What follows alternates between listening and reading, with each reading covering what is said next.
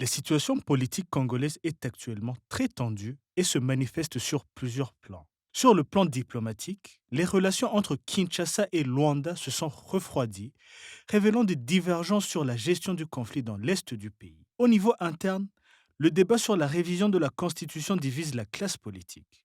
La prise de position de la SYNCO contre cette réforme a suscité de vives réactions au sein de l'Union sacrée, soulevant des questions sur la gestion des divergences politiques. Par ailleurs, des tensions apparaissent aussi au sein de la majorité présidentielle, notamment autour du projet de la révision constitutionnelle, avec des positions divergentes entre plusieurs responsables politiques. Enfin, une vidéo récente impliquant un proche du pouvoir dans une discussion sur les opérations militaires à Minembwe a ravivé les critiques sur l'écart entre les annonces officielles et la réalité sur le terrain. Ces éléments montrent un climat politique globalement tendu, marqué par des divisions diplomatiques, politiques et institutionnelles. C'est autour de ces interrogations que s'articulera notre débat. Bienvenue. Avec moi dans les studios, Tite Gatavazi, analyste politique. Bonjour Tite. Bonjour Bertrand. Comment allez-vous? Moi, ça va bien, merci.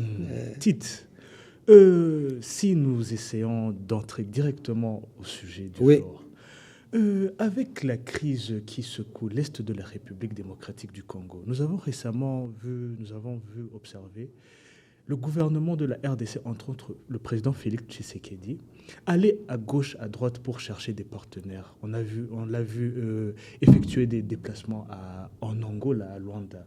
Mais aujourd'hui, nous observons actuellement un refroidissement entre la RDC et l'Angola. Mais quels sont les points de divergence aujourd'hui entre ces deux pays? C'est bien dit. Au sortir du dernier round de Doha, après avoir signé l'accord de principe qu'il n'a pas respecté, après avoir signé l'accord cadre qu'il a voulu noyer, Tshisekedi a fait beaucoup d'allers-retours sur Luanda. Même si c'est la porte à côté en partant de Kinshasa. Il est allé demander au président Lorenzo de reprendre le dossier et de redevenir médiateur.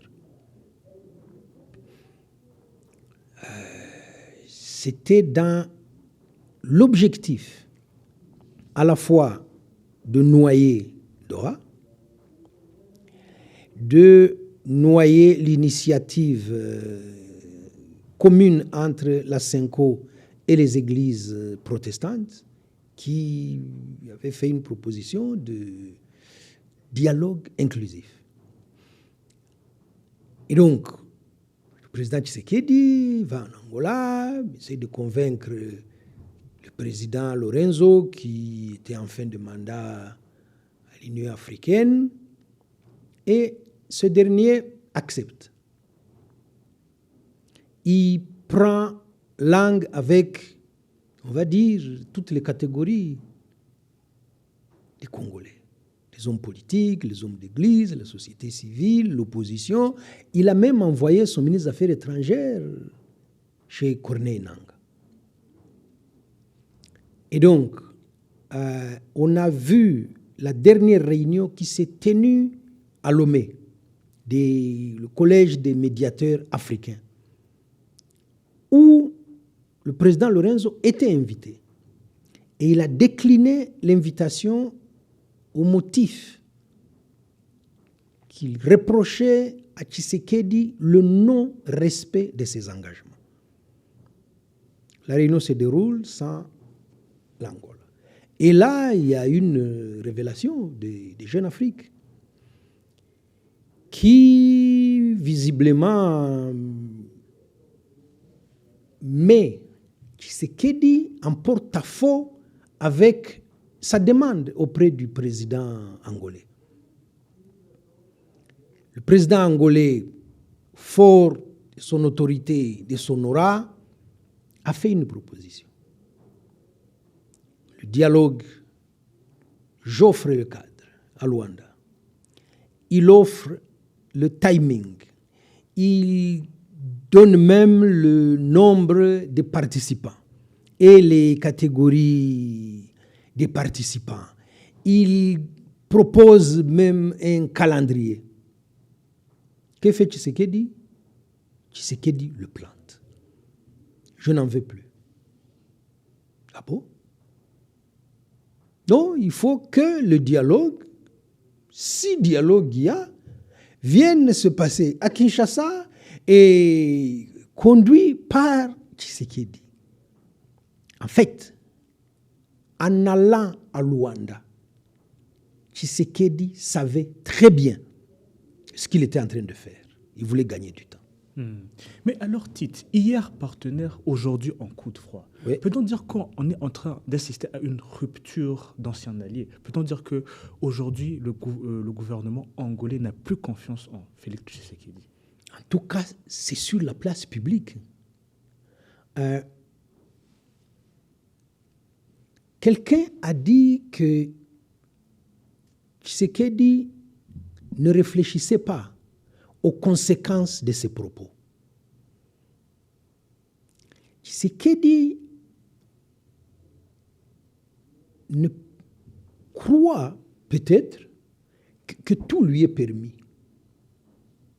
Il a fait de la mauvaise foi son mode de fonctionnement. Et donc, comme il est à la tête de l'État congolais, c'est le mode de gouvernance. Depuis le début, on a pensé que Tshisekedi était de mauvaise foi. Beaucoup d'éléments viennent attester qu'effectivement, il est de mauvaise foi. Tout ce qui a été signé, il n'a jamais rien fait en faveur des engagements pris au nom du gouvernement congolais. Aujourd'hui, on assiste à un coup de froid. On n'en est pas encore à la rupture. Mais effectivement, le président Lorenzo ne peut pas dire moi je fais confiance au président congolais, moi je donne crédit au président congolais. Si on convient de quelque chose, où il va respecter ses engagements, où on va faire quelque chose en commun. Ça n'est plus possible. Et donc, ce coup de froid a des conséquences sur le plan diplomatique. Ce coup de froid, en tout cas la révélation des manquements de Tshisekedi, renforce ceux qui sont opposés à sa gouvernance, à ses méthodes. Voilà. Mais alors, Tite, aux côtés de ces désaccords avec l'Angola, nous observons aussi en interne, en RDC, des désaccords, on peut dire, quant à la réforme de la Constitution. Oui. Des problèmes en RDC et des désaccords à l'externe de la RDC. Peut-on dire que le gouvernement Tshisekedi est de plus en plus isolé? Être isolé, moi, je l'ai constaté depuis bien avant. Quand on a vu que, sur le plan militaire, il en a fait son totem. Il est allé de déroute en déroute. Sur le plan diplomatique, il n'y a pas de lisibilité de sa diplomatie. Sur le plan politique en interne, c'est une véritable catastrophe. Et donc, oui, il y a... Comme ça, son champ d'action se réduit sensiblement comme peau de chagrin. Il a tout le monde sur le dos. Et même ceux-là qui prétendent le soutenir, ça n'est pas par conviction. Il y a une affaire de gain financier dans le soutien à Tshisekedi. Oui, isolé, il l'est. Ouais. Mais en tout cas, Tite, alors où nous parlons aujourd'hui en RDC, l'actualité qui revient est politique et partout en RDC, c'est la révision de la Constitution, tant prônée par Tshisekedi. Mais pourquoi la question de la révision constitutionnelle, peut-on dire que est-elle devenue un sujet de fracture vis-à-vis de l'opinion et publique et politique congolaise aujourd'hui où nous parlons? Est-elle un sujet qui est très en désaccord avec je pense que lorsque certains disent que c'est la ligne rouge à ne pas franchir, et que Tshisekedi dit par lui-même. Nul, personne ne peut m'empêcher de réviser cette constitution. Ça veut dire que le point de rupture, il est là. Ou il fait un passage en force et il marche sur des crânes, ou, en tout cas, ceux qui y sont opposés montent un mur infranchissable pour pas qu'ils puissent aller jusqu'au bout. Oui, la focalisation, elle est là. Y aura-t-il, oui ou non, révision de la Constitution? La bataille est à ce niveau et on a vu, ça coalise à la fois l'opposition avec les églises, à la fois catholiques et protestantes, la société civile qui suit. Tshisekedi, qu'est-ce qu'il fait? Il dépense encore beaucoup d'argent de l'État pour mobiliser ce qu'on appelle là-bas les églises de réveil. Mais ça, c'est des personnes qui n'ont pas de notion ni de droit, ni de constitution. C'est des gens qui disent que c'est des serviteurs de Dieu, qui passent leur journée à lire la Bible et non la Constitution et les lois de la République. Quand on voit cette mobilisation des pasteurs, ça rejoint ce que beaucoup disent à Kinshasa. Il n'y a que des pasteurs de l'espace linguistique de Tshisekedi qui le soutiennent. Allez-y comprendre. Mais alors, Tite, face à cette question de révision constitutionnelle, nous avons récemment observé la réaction négative de la SENCO. Nous avons observé des manifestations de la population congolaise, de l'opposition congolaise. Mais la réaction du gouvernement Tshisekedi a été négative et face à ces institutions religieuses et quant à la répression de ces manifestations. Mais est-ce une erreur du gouvernement congolais, ces réactions par rapport à ce feedback qu'on lui montre par rapport à cette question? Une erreur, non, c'est une faute politique. Une faute politique aux conséquences dramatiques. En préparant déjà l'opinion, parce que lui a été parmi les tout premiers à dire « je dois changer cette constitution ». Ah, ok. Les autres disent la priorité dans ce pays, ça n'est pas la révision de la constitution. La SENCO va plus loin, ni nécessaire, ni opportune, ni urgente. Le gouvernement de Tshisekedi a fustigé cette réaction. Il y a une réaction très maladroite qui a fissuré aussi l'Union sacrée. L'Union sacrée s'est réunie pour insulter la SENCO. Et certains membres se sont dit nous ne pouvons pas franchir le pas de l'invective, de l'insulte d'une autorité morale comme la SENCO. Alors, on a vu qu'il y a un langage ordurier au sommet de l'État, à commencer par Tshisekedi lui-même, qui, à Washington, a insulté son prédécesseur. On a vu dans ce qu'il appelle les matinées politiques, Augustin Kabouya ne fait que ça. Répéter à longueur de journée des insultes et pas des analyses. Et donc, vous réunissez comme ça des députés, des sénateurs, membres de l'Union sacrée, pour dire on produit un texte rempli d'insultes. Il y en a qui ont claqué la porte de cette réunion et ça montre à la fois la pauvreté intellectuelle au sein de l'Union sacrée, ça montre les divergences qu'il y a au sein de l'Union sacrée et on va jusqu'aux fractures. Ce n'est plus réconciliable, même pour ceux-là qui prétendent soutenir le président Tshisekedi. nous manquons d'analyse, nous manquons de recul, nous ne lisons pas les signes du temps et on nous demande de signer des insultes à l'endroit des prélats. Non, certains disent on peut vendre son âme, mais pas à ce niveau-là. Oui. Mais alors, Tite, si nous prenons cette réaction négative de la SYNCO quant à la révision de la Constitution congolaise, peut-on dire qu'elle reflète un sentiment largement partagé en RDC? Ça c'est certain. Ça, c'est certain.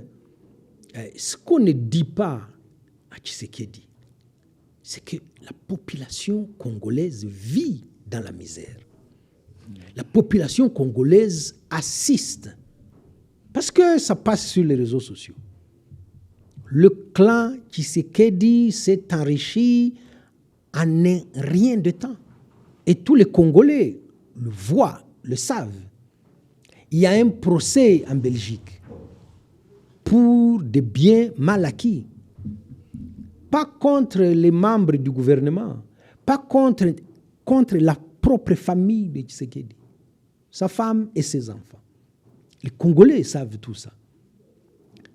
Les détournements, c'est quasiment tous les jours. Comment voulez-vous que les Congolais puissent lui faire crédit?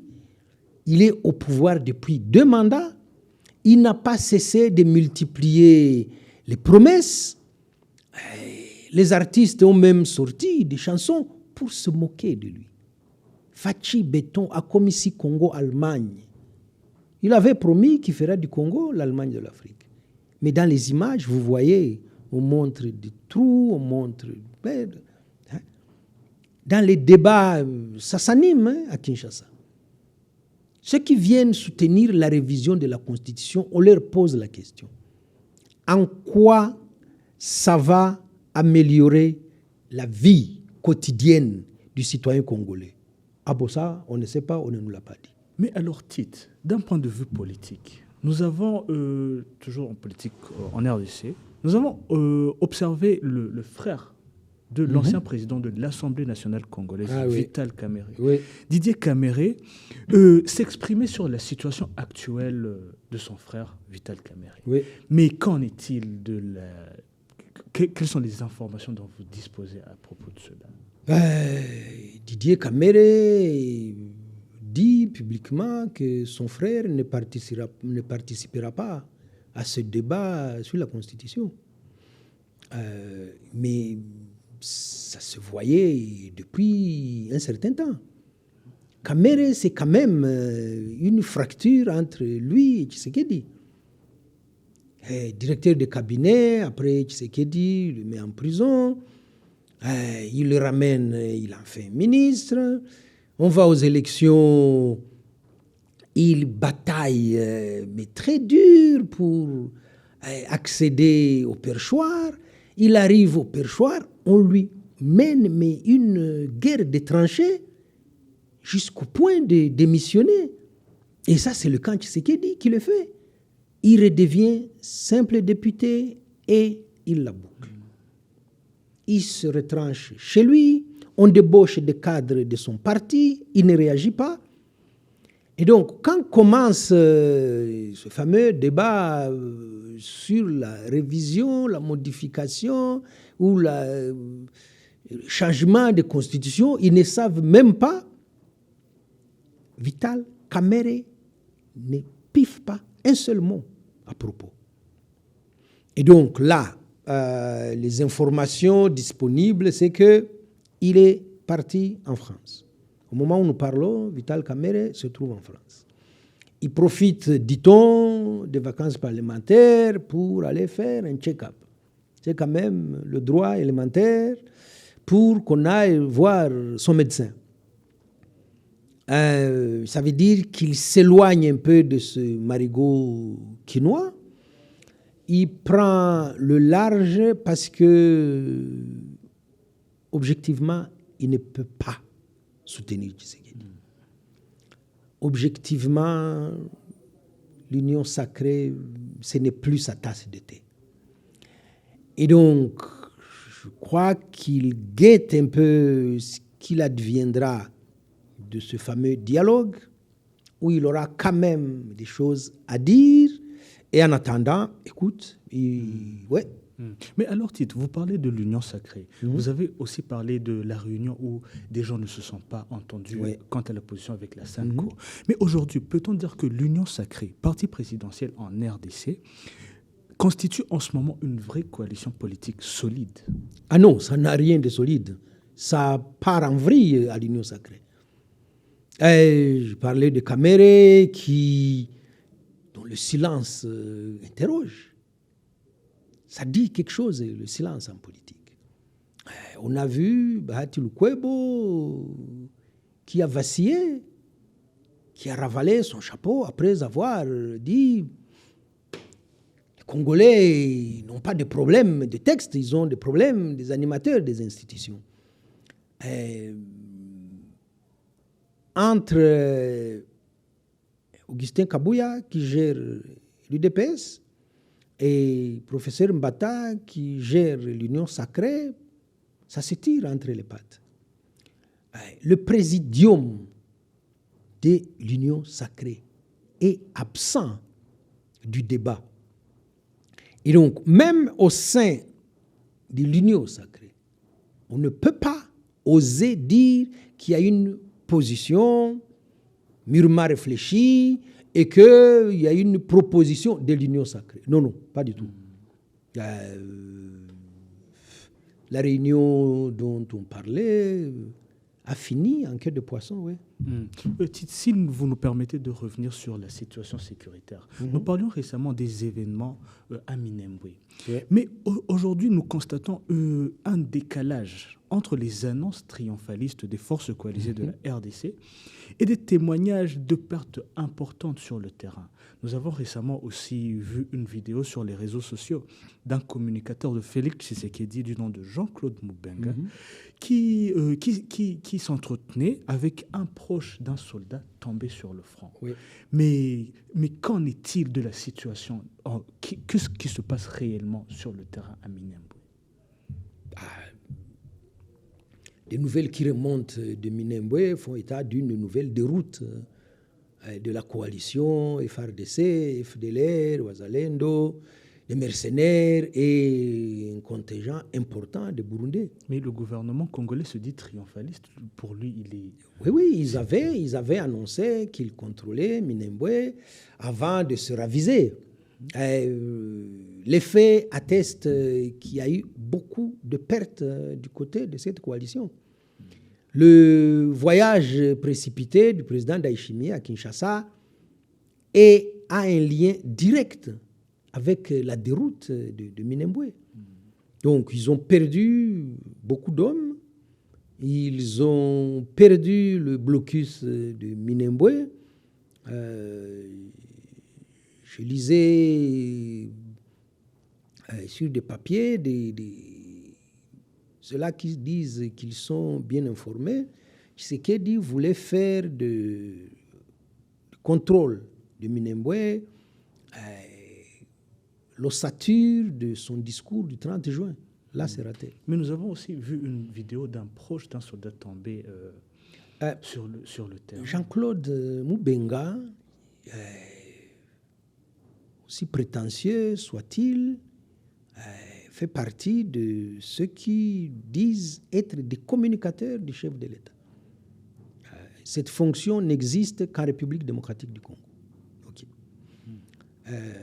Jean-Claude Moubenga est de ceux-là qui propagent et diffusent le discours de haine anti-Tutsi en République démocratique du Congo, même s'il est installé aux États-Unis. Il était en voyage à Kinshasa et a été reçu par le chef de l'État. Ça veut dire qu'il l'a adoubé. En visite aux États-Unis, le ministre Mouyaya avait fait une émission avec lui, comme pour l'encourager et pour endosser ses propos. Et donc, quand on voit la vidéo, il cause avec un frère d'un des militaires tombés à Minembwe. Le frère du militaire fait des aveux.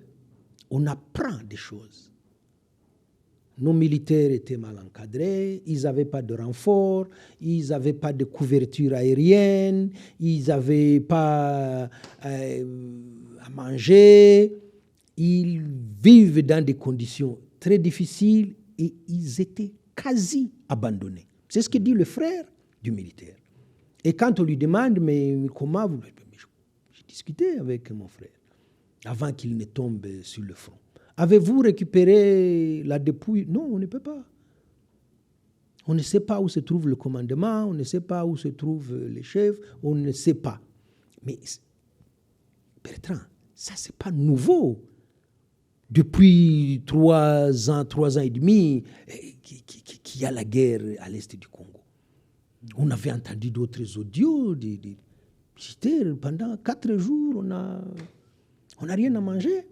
On a entendu des militaires de la SADC qui avaient attrapé la diarrhée parce qu'il n'y avait même pas de l'eau potable pour boire. Il n'y avait pas de médecin du côté de Mugambiro. Et donc, ça, c'est du classique en République démocratique du Congo. Mais voilà, il y a des hommes qui tombent, il y a des familles qui sont endeuillées, il y a des destructions. Et tout ça, il faudra qu'à un moment donné, on établisse quand même les responsabilités. Même si aujourd'hui le temps nous fait un peu défaut, permettez-nous cette petite question. Face à toute cette situation sur le terrain militaire, la communication gouvernementale sur ces opérations militaires, peut-on dire qu'elle souffre d'un excès d'optimisme? Est-ce que le gouvernement Tshisekedi peine à accepter ses défaites? Cherche-t-il à tromper la population et les observateurs et le monde entier, ou se trompe-t-il d'abord soi-même? Moi, je pense que oui, ils se mentent à eux-mêmes. Ils sont dans le déni de réalité. Ils sont dans une obsession parce que depuis Bunagana jusqu'à aujourd'hui, il s'est passé du temps, on aurait dû réfléchir. Mais comme je dis qu'il y a une obsession à continuer la guerre pour de mauvaises raisons, l'idéologie, il faut exterminer les Tutsis, il faut engranger des bénéfices quand on achète les armes, qu'on a des rétrocommissions. Il faut alimenter les Wazalendo, il faut payer les Burundais, il faut payer les mercenaires. Tout ça pour quel résultat? Celui auquel on assiste aujourd'hui. Tite, en tout cas pour aujourd'hui, merci beaucoup pour vos explications. C'est moi qui vous remercie. Espérons que nous serons toujours ici avec vous pour continuer à décrypter. À bientôt, merci. Merci beaucoup, Tite.